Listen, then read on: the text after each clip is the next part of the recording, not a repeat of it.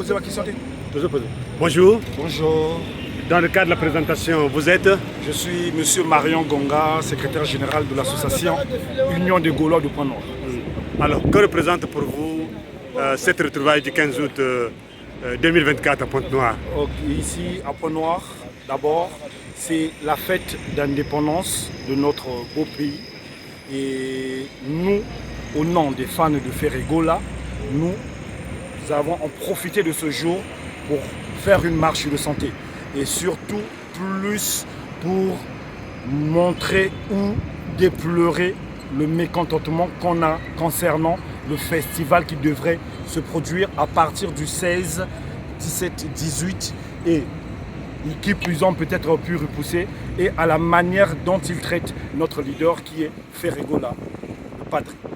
Et c'est très triste savoir ce genre d'investissement et après à la fin vous venez, vous ne faisiez que repousser pour des causes qui ne sont même pas acceptables.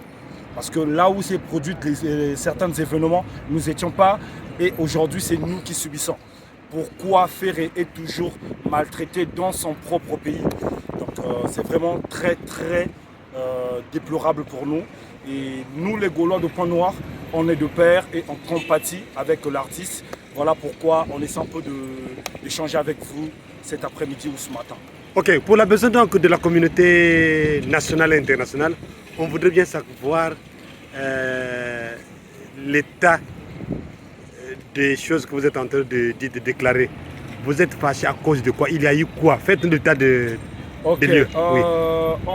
Quand notre leader suprême, le Gaulois suprême, qui est Ferregola, que je salue, papa, bonsoir, bonjour Nayo, et il avait annoncé une date où ils avaient organisé un festival international nommé Festigola, qui devait prendre 3 jours, dont il a investi beaucoup de millions de dollars.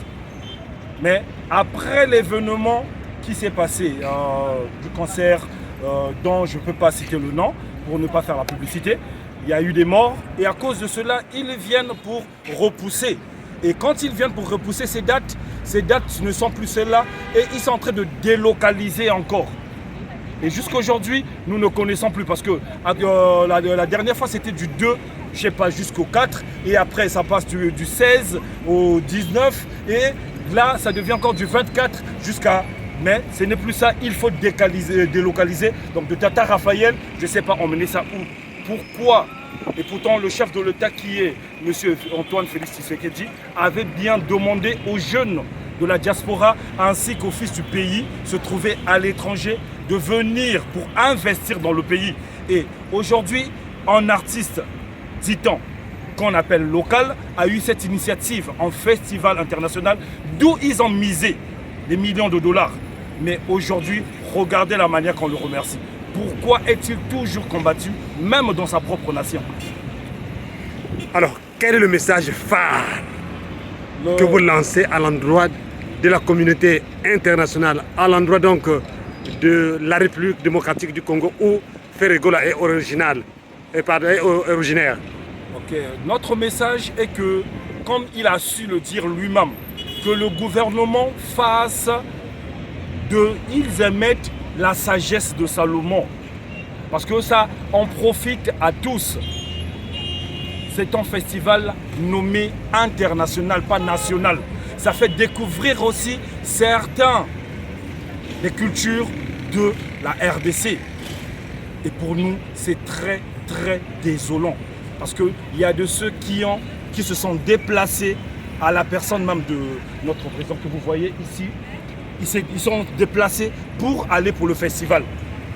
Mais malheureusement, à cause de repousser, le voilà revenu sans plutôt se satisfaire de l'occasion dont ils étaient partis. Et c'est très désolant et décevant. Donc le chef d'État, le gouvernement, qu'il soit sage. Qu'il soit sage, s'il vous plaît, Papa Félix Tshisekedi Tshilombo, qu'on salue en passant. Pensez-y, c'est un fils du pays.